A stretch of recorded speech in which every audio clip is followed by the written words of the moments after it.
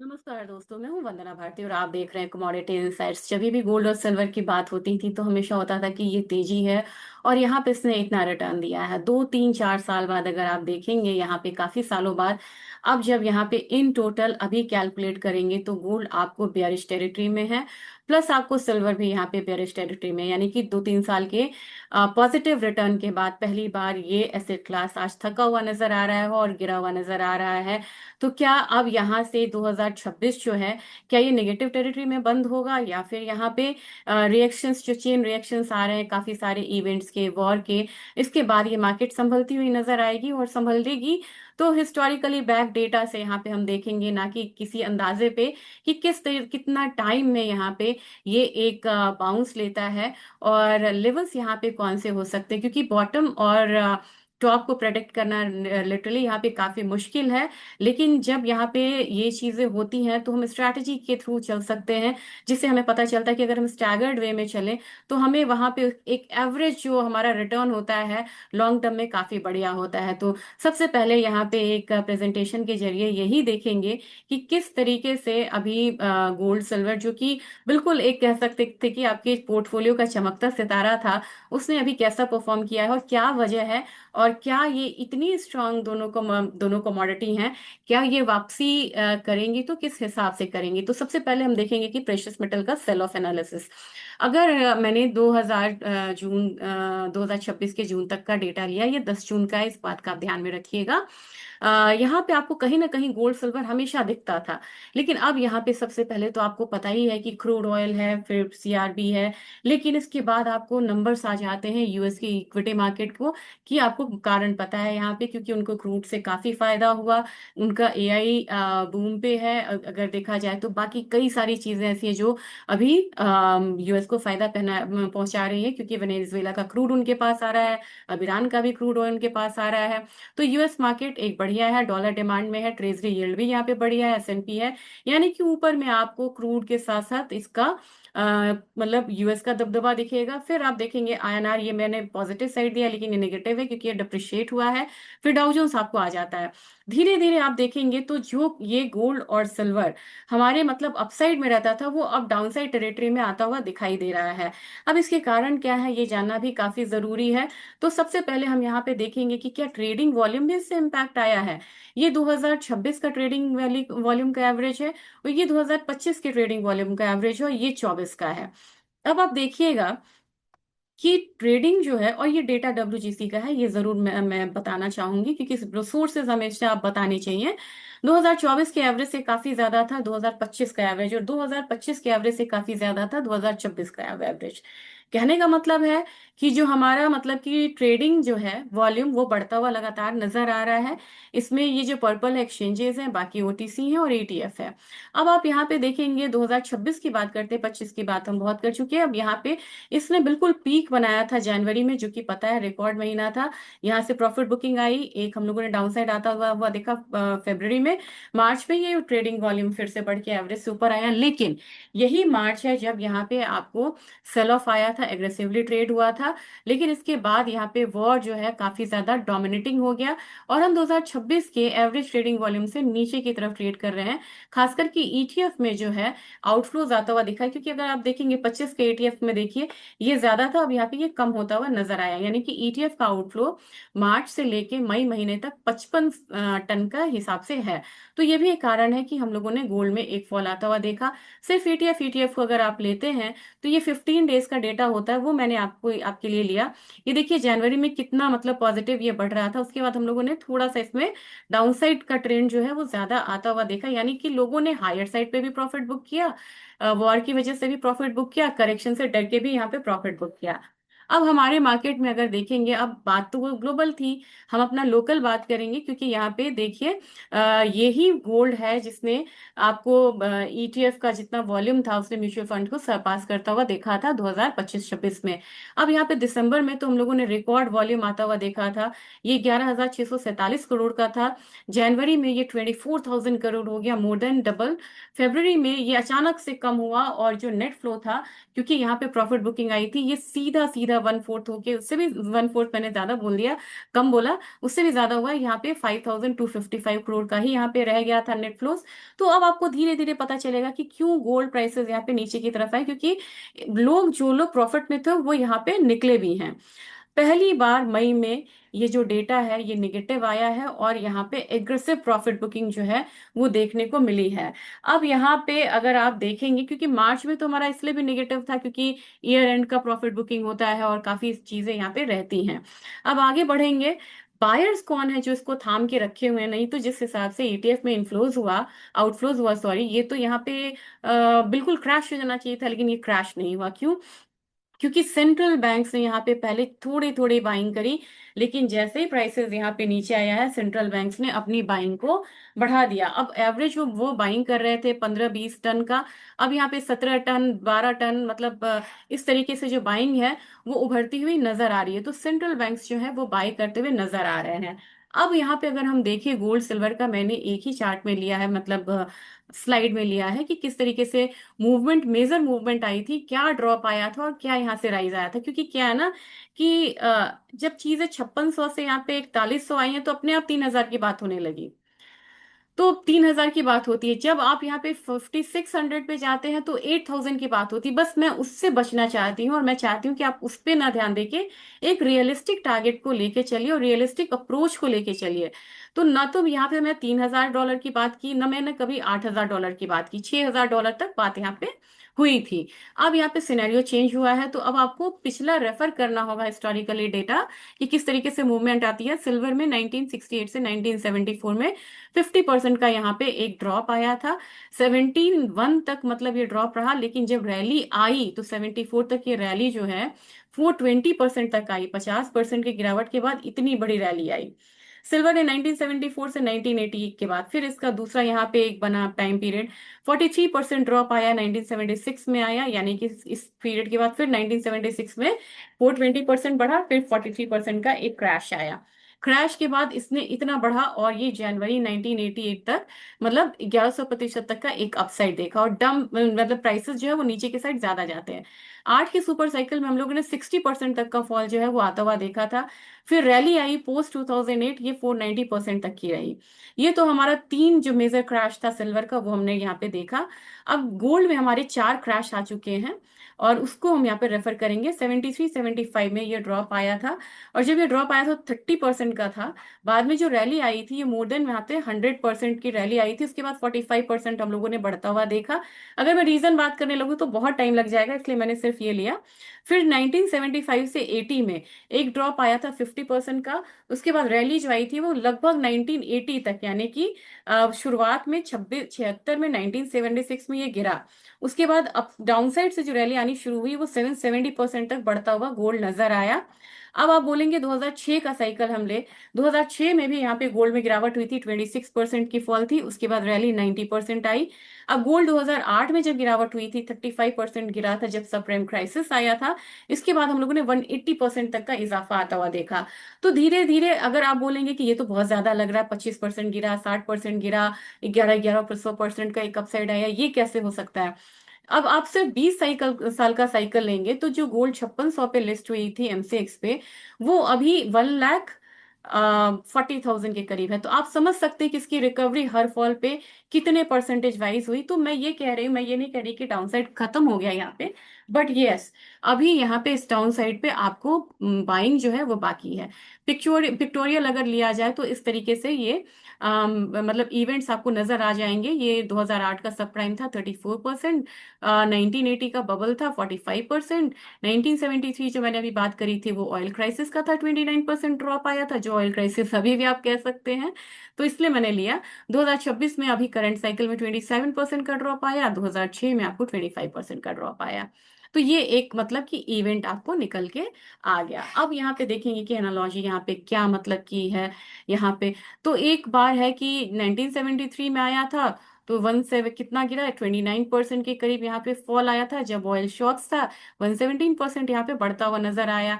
फिर आपको मतलब कि सब प्राइम में भी आपको काफी ज्यादा बढ़ता हुआ आया।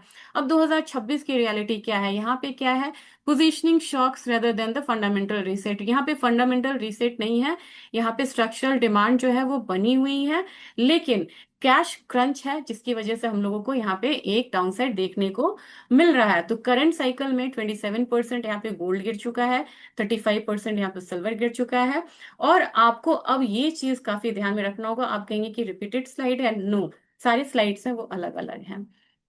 20 वीक्स थ्योरी है यहाँ पे। ये 20 वीक्स थ्योरी आपसे बताना चाहती हूँ कि कितने दिन में यहाँ पे रिकवरी जो है वो एक करेक्शन लेता है और रिकवरी यहाँ पे आता है। पीक टू बॉटम आने में हमें 20 हफ्ते लगे थे 1973 में, वहां से फिर एक रैली आई थी, यानी कि 20 वीक्स तक एक पीक बना और वहां से बॉटम आया। 2006 की साइकिल जब आई थी तो 25% प्राइसेस गिरे, इसमें भी 20 वीक्स का टाइम लगा था पीक से बॉटम आने में, यानी कि रिकॉर्ड हाई से बॉटम आने में। यहाँ पे बुल ट्रेन जो था वो शुरुआत हो चुकी थी। 26 में 27% फॉल गोल्ड में आया, 35% सिल्वर में आया। आपको जनवरी में ये फॉल आया, पीक बना था। और अब आप यहाँ पे हैं किस महीने में, जून में। आपका 20 वीक्स के करीब यहाँ पे हो चुका है। अब यहाँ पे आपको थोड़े दिन में एंटिसिपेटेड रिकवरी जो है वो देखी जा रही है। इसके बाद यहाँ पे क्या होता है, एकदम से बढ़ जाएगा नहीं, एक कंसोलिडेशन आएगा और वहां से बढ़ना शुरू होगा। हालांकि 2008 में 34% की जो गिरावट थी, इसमें आपको 30 वीक्स का टाइम लगा था। तो बिटवीन 20-30 वीक्स यहाँ पे एक टाइम लगा था गिरने का, और वहां पे एक कंसोलिडेशन उसके बाद जो है वो बनता हुआ नजर आता है। अब आपको है कि क्यों ये ऐसा हुआ, फ्लाइट टू सेफ्टी जो मानी जाती थी, सेफ हेवन बाइंग, उसे अचानक से क्या हो गया। तो आप देखेंगे कि एक मतलब रेगुलर मार्केट टर्बुलेंस में जब इक्विटी ड्रॉप होती है तो क्या होता है, स्टॉक्स मार्केट में फॉल होता है, कैपिटल जो है वो बाहर आता है, वो गोल्ड में चला जाता है, गोल्ड को एक अपवर्ड मूव देता है, यानी कि एक हेजिंग होती है। लेकिन इस बार था आपको कैश पे आने की जरूरत थी, जहां पे आप देखेंगे कि आप यूएस की मार्केट को छोड़ दो, इक्विटी में भी फॉल था, बिटकॉइन में भी फॉल था, क्रिप्टोज में भी फॉल था, गोल्ड सिल्वर सारी जगह फॉल था। यानी कि बेस लाइन ये था कि इन्वेस्टर्स कहीं भी हेज नहीं कर रहे हैं, वो डेस्परेट है रॉ लिक्विडिटी के लिए, ताकि एक करेक्शन आए तो उनके पास लिक्विडिटी बनी रहे, और तब जो वो जहां वहां जाके निवेश करें।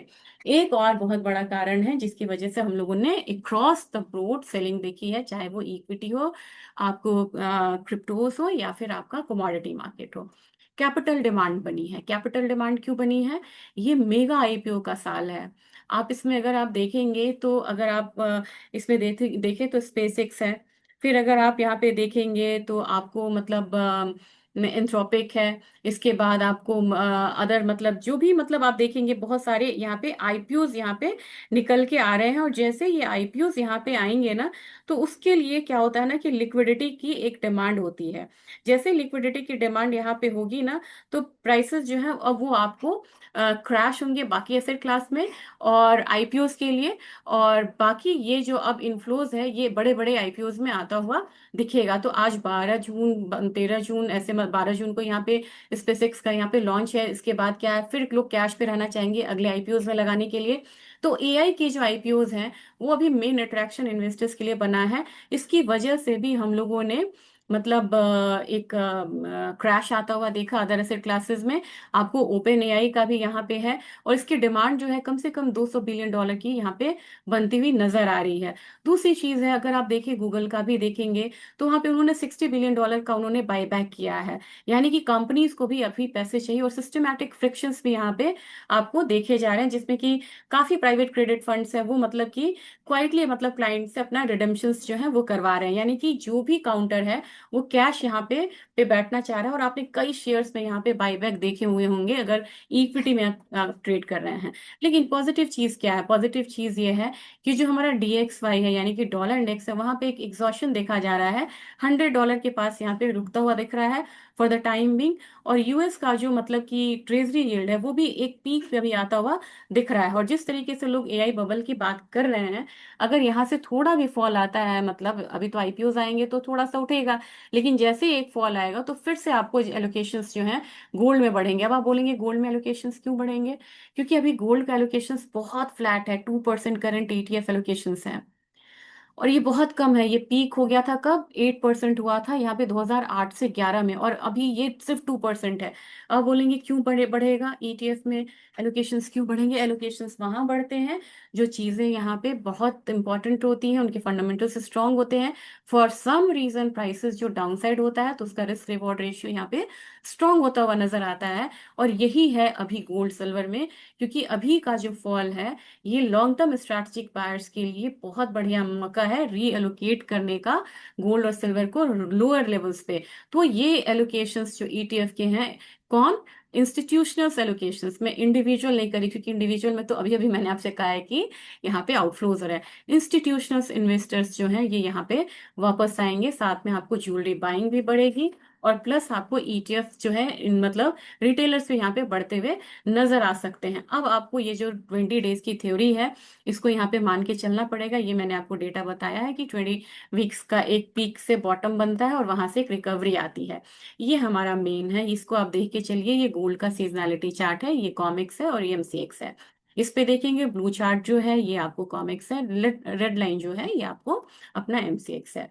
तो ये हमारा रुपी फैक्टर है जो इसने इसमें इतना गैप क्रिएट किया हुआ है, बिल्कुल एट पार चल रहा था, लेकिन यहाँ पे रुपी अपना अप्रिशिएट था तो वो मतलब कॉमिक्स ऊपर था।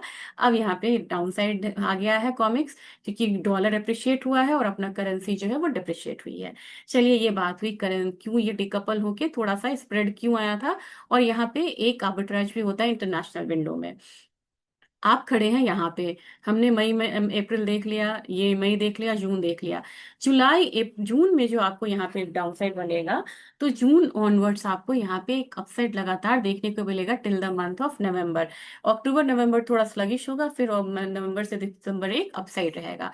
तो करंट करेक्शन एक इक्विटी में, बाहर की इक्विटी में थोड़ा सा मतलब एक एग्जॉशन आना, और डॉलर इंडेक्स और ट्रेजरी में हल्का सा एक पॉज आता हुआ दिखना, ये मुझे लग रहा है कि, और वॉर का थोड़ा सा मुझे लग रहा है कि आने वाले समय में थोड़ा सब्सिडाइज होता हुआ दिखेगा। ये सारे रीजंस यहाँ पे बनेंगे एक बार फिर से गोल्ड में बाइंग का, लेकिन बाइंग बहुत मतलब कि हाई इंटेंसिटी के साथ यहाँ पे नहीं होगी, इस बात का ध्यान में रखिएगा।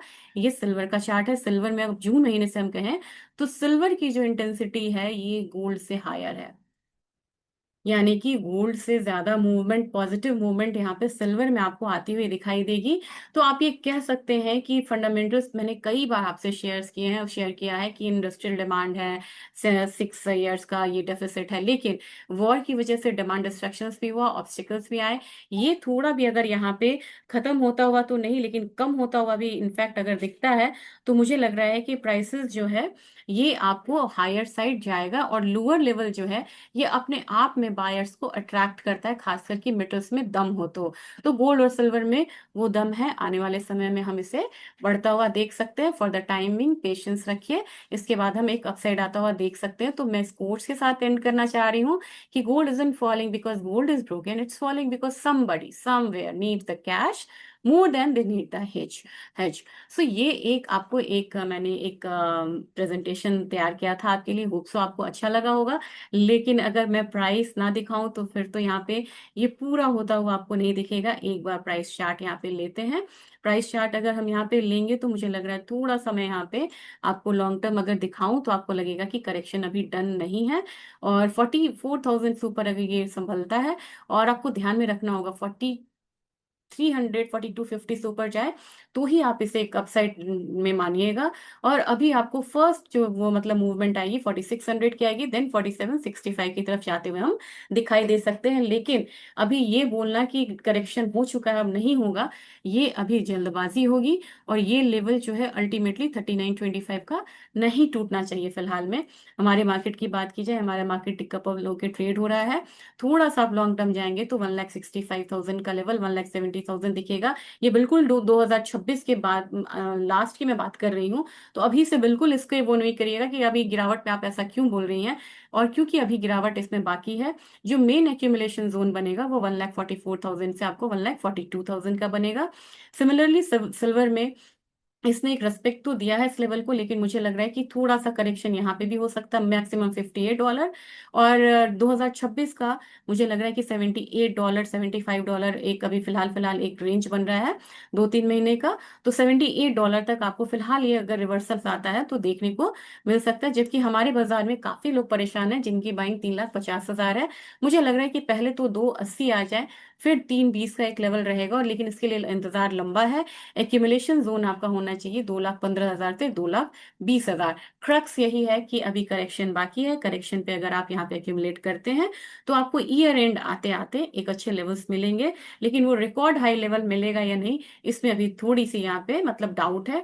और वो हो सकता है कि आपको 2027 से मिले। तो अगर ये वीडियो आपको अच्छा लगा होगा तो ज्यादा से ज्यादा शेयर जरूर करिएगा। Thank you.